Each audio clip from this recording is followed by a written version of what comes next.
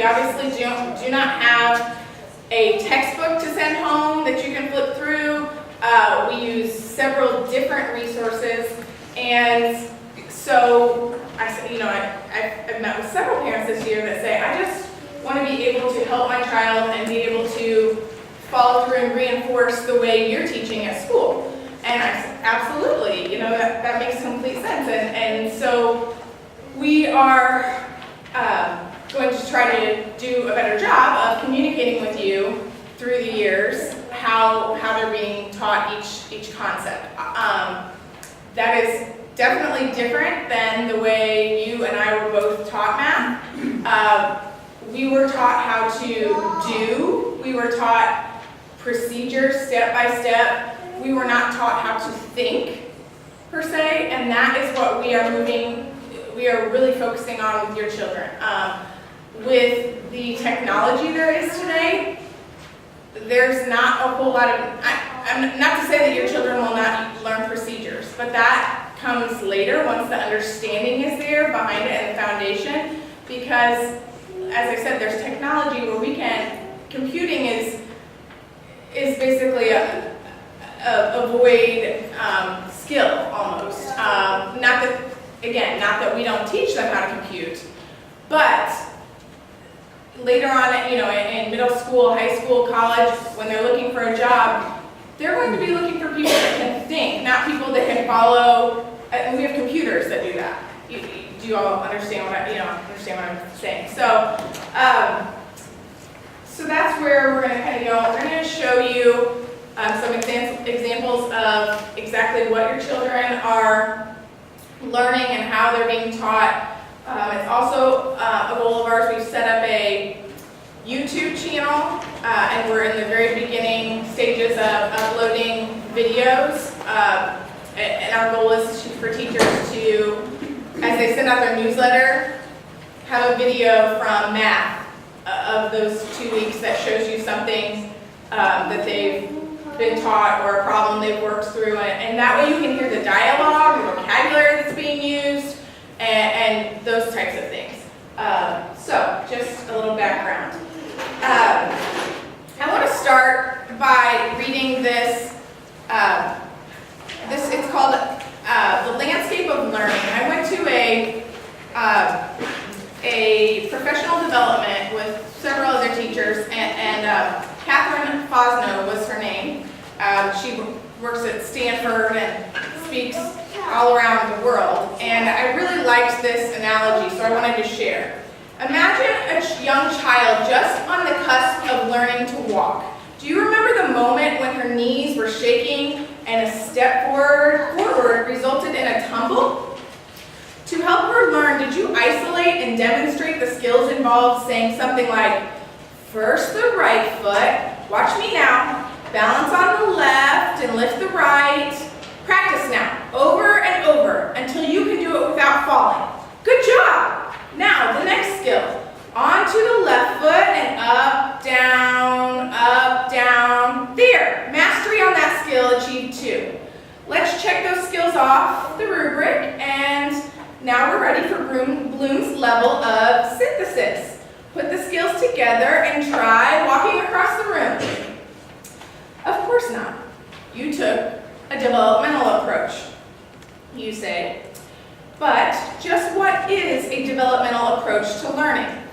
Just as ridiculous as the previous example is, the idea of doing a hands-on activity with a group of toddlers and expecting that at the end they should get it in the same way at the same time, they should now have discovered how to walk across the room if the activity was successful.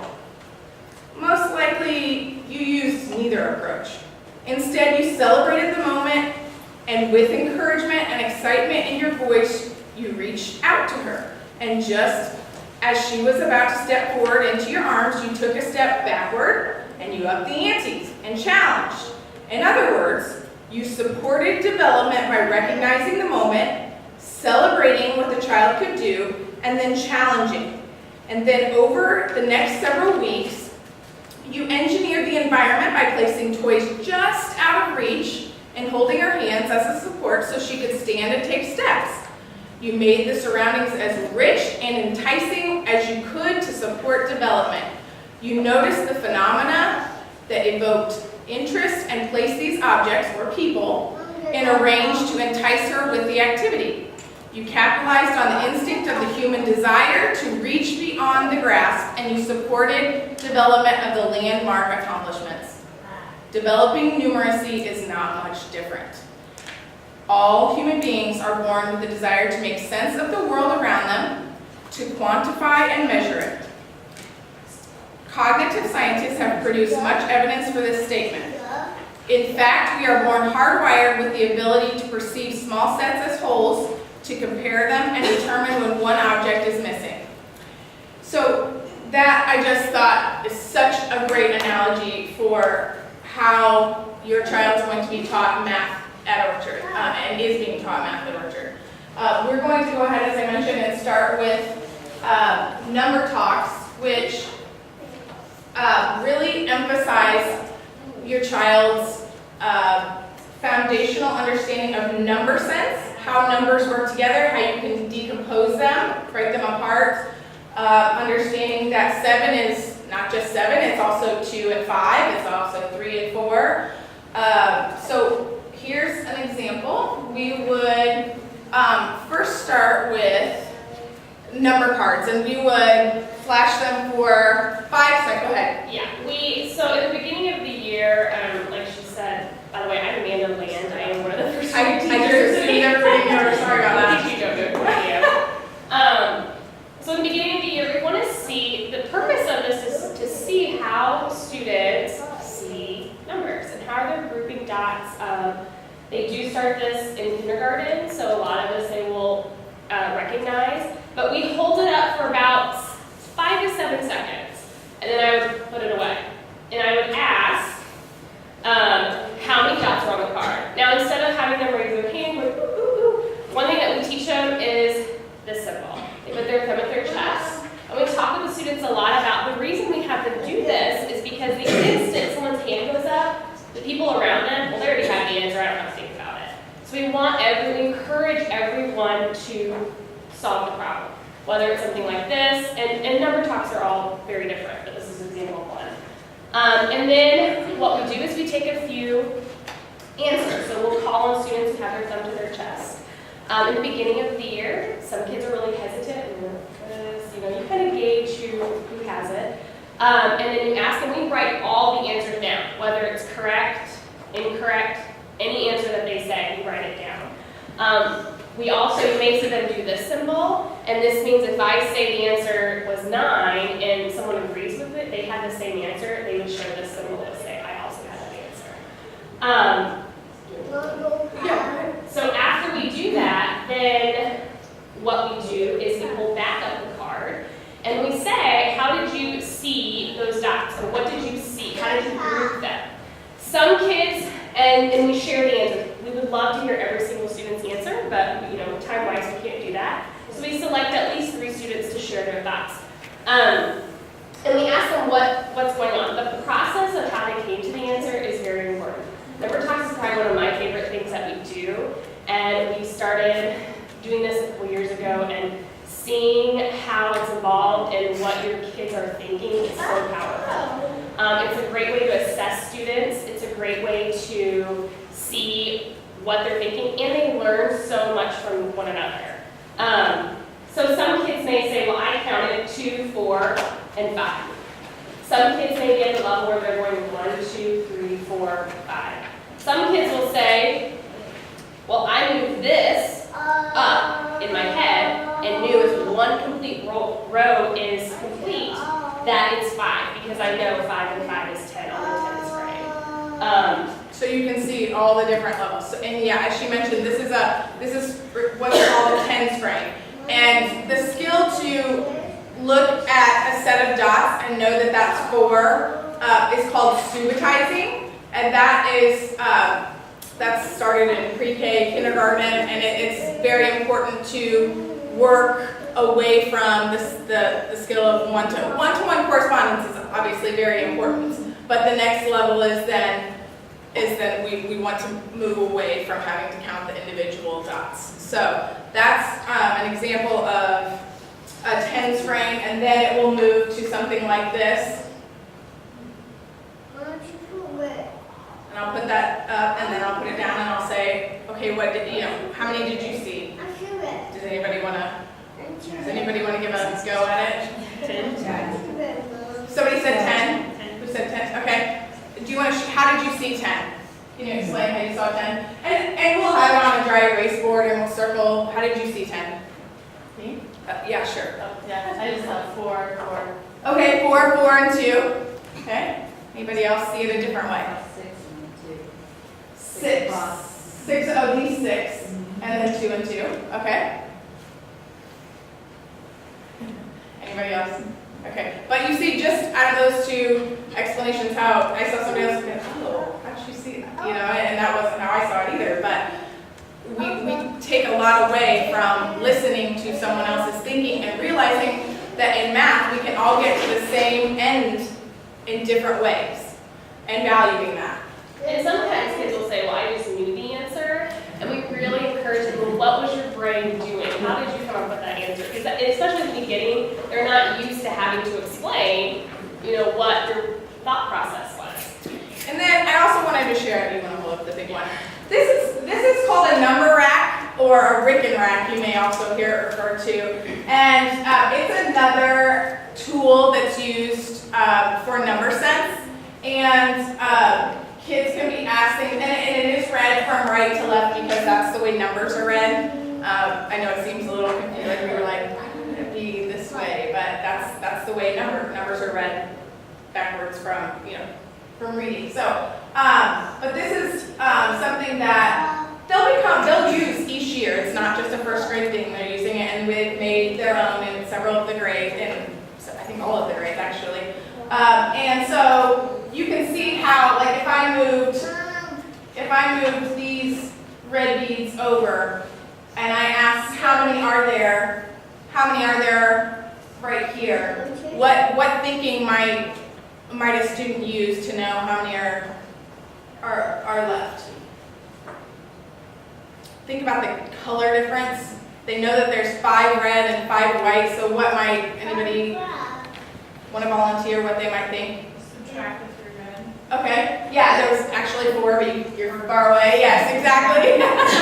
Yeah, there's 4 gone, so I know, so they might say, well, I know there's 5 and 1 is 6, or I knew that you took 4 away, and I know that there are several kids that are at the level where they would say that what goes with 4 is 4, the pair with 4 is 6 to make 10. We'll talk about making 10s and how important that is. So I'm trying to think. Can you think of another? We also have, a lot of the missing add-ins is what recently we've been using the number rack for. So saying on the board I would write 4 plus square equals 7.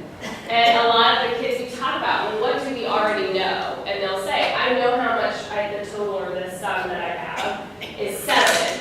And I know one part, and that's 4. So we're missing a part.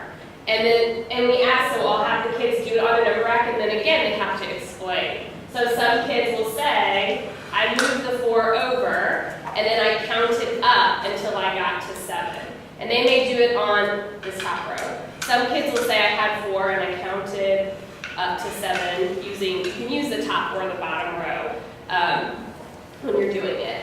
Some kids will say I started with the 7 and I took the 4 away, I was left with 3. Again, it's a great way to see how they are solving the problem, because not everyone learns the same way, not everyone is working the problem the same way, and it gives the teacher, and they also learn from one another. And I know I keep saying that, but it's such a powerful tool. We did a number talk yesterday, and some of the ways the kids came up with their answers, Hannah and I were saying, we could easily have given them that solution, and they wouldn't remember it. But another student said, oh wow, I didn't think of it that way, and that makes a lot more sense in the way that I did it. So then he applied it on our next problem that we did. 7 plus 8. Give me a thumbs up when you have that answer. Now, I obviously you guys probably have that fact memorized, but think about how you could think of 7 plus 8.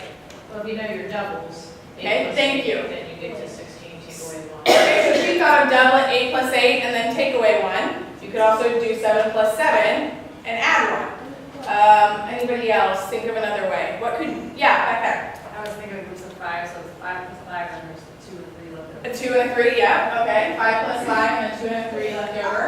Yeah, so when we would have this on the board and I would write all the different ways. I would say 8 plus 8 and then minus 1. Okay, that's 15. And then we said 7 plus 7 plus 1. And then she said 5, 5, and then a 2 and a 3 is a group of 5. What about making 10? Strategy of making 10. How could you apply that? 10 plus 10 minus 2 minus 3.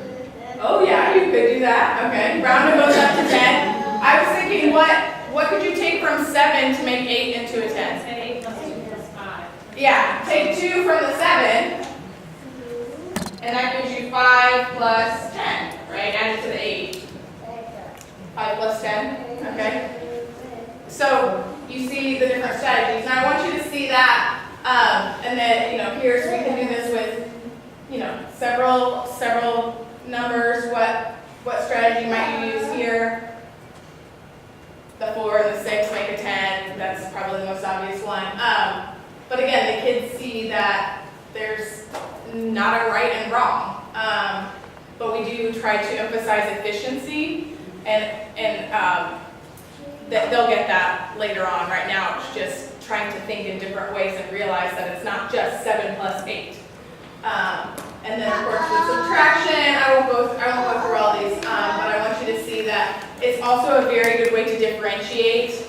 And we do these all the way up through 4th grade, and we're doing multiplication, number talks, and division. So as far as facts go, they start out this year in 1st grade, and then they'll continue in 2nd grade. It's really, really important that we understand that fluency is not just memorizing their facts. We are emphasizing this foundation of number sense. So they will be introduced to all the different strategies before and alongside while they're learning to memorize it. And that's the flexibility piece of knowing that 5 plus 6 is, okay, I know 5 plus 5 is 10, plus 1 more is 11. But that is the connector. It's really important for them to have that piece of number sense behind it, so it's not just a random memorization piece and then they've got all these random pieces that they're trying to hold. Because eventually, they'll have subtraction facts and multiplication facts, and there has to be something for that to be connected to and to stand on. Does that kind of make sense? And then, as Amanda said, they will get to the point where they say, well, I just knew it. Well, before you just knew it, whether you realize it or not, you had a strategy that you used. And make sure we